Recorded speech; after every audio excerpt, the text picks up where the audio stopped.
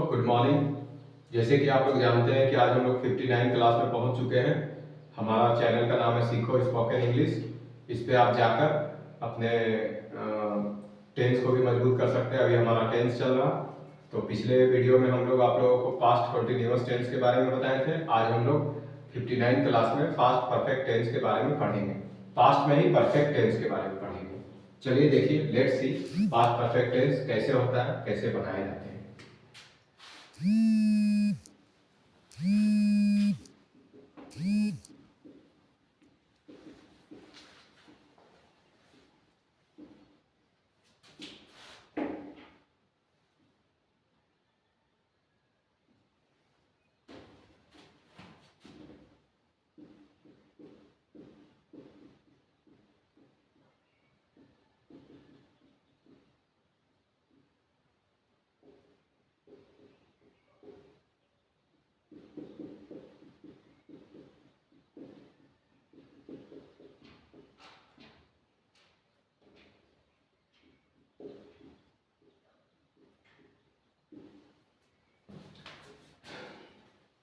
Past perfect tense का मतलब ये होता है कि किसी भी क्रिया के लास्ट में अगर चुका था, चुके थे, चुकी थी लगा हुआ है, या फिर या था, ये थे, या ई थी लगा हुआ है, तो उसको हम लोग पास्ट परफेक्ट टेंस बोलते हैं। अब पास्ट परफेक्ट टेंस का इंग्लिश में क्या बोलेंगे? तो पास्ट परफेक्ट टेंस को इंग्लिश में बोलते हैं कि the work which had been done by somebody और work had happened in fully past, that is called past perfect tense। मतलब ये हुआ कि पास्ट परफेक्ट टेंस का मतलब होता है कि जिस क्रिया के लास्ट में चुका था, चुके थे, चुकी थी लगा हुआ है, या फिर या था, ये थे, ई थी लगा हुआ है। और अगर अंग्रेजी में जानना है तो आप इसको ऐसे भी बोल सकते हैं कि कोई काम किसी के द्वारा किया गया था और काम जो है पूरी तरह से पास्ट में ही हुआ था, पूरी तरह से भूतकाल में हुआ था, बीता हुआ काल में, उसी को हम लोग पास्ट परफेक्ट टेंस बोलते हैं। जैसे कि आप बोलिएगा भगत सिंह को फांसी दी गई थी, तो भगत सिंह दोबारा जन्म नहीं ना ले रहे, तो पूरी तरह से पास्ट में वर्क हो गया। गांधी जी को गोली मारी गई थी, तो वो भी पूरा पास्ट हो गया। अब आप बोलिएगा, जैसे अभी आप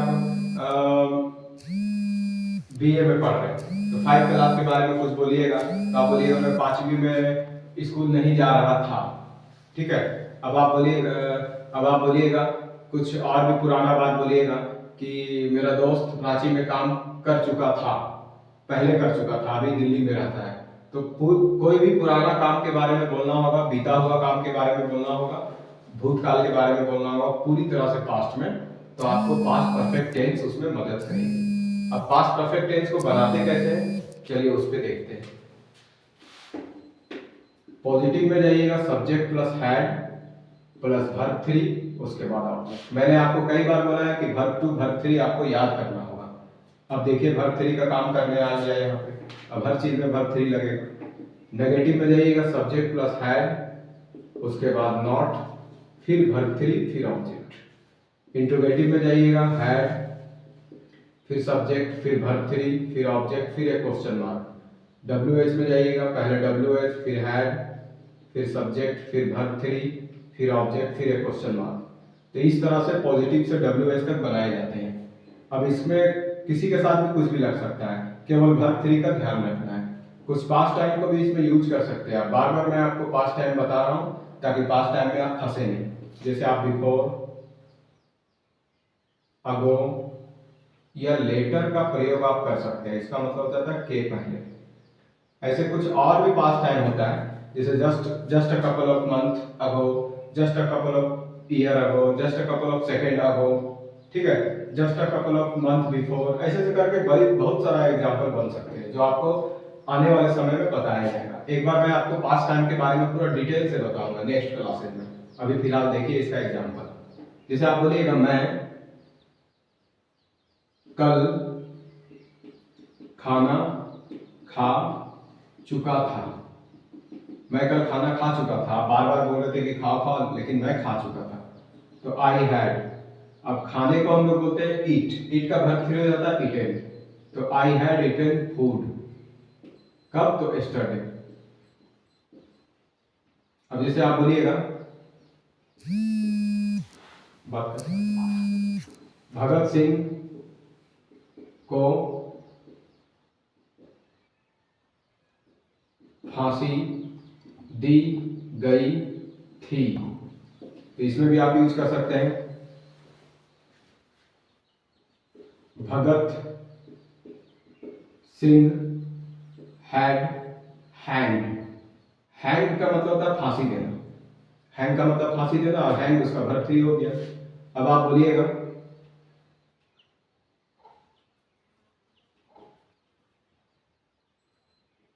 गांधी जी को गोली मारी गई थी। सब ये सब पास्ट में है, फुली पास्ट है। तो गांधी जी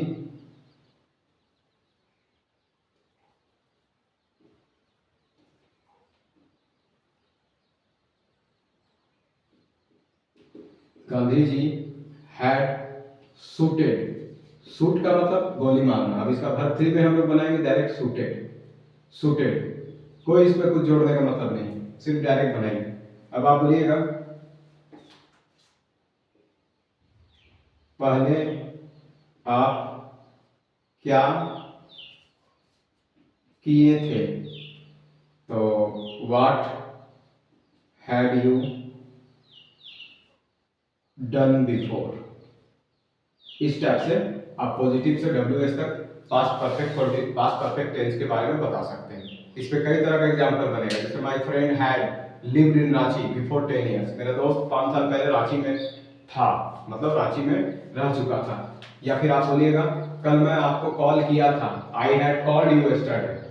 ठीक है। आप बोलिएगा, मैं कल आपको खाना पहुंचाया था। I had made you reached. I had made you reach food yesterday. ठीक है। पहुंचना का रिच होता है, लेकिन पहुंचाना का मैक रिच होता है। तो हम लोग मैक रिच को ही वर्ब थ्री बना दिए, यानी कि मैक रिच को मेड रिच बना दिए। ठीक है।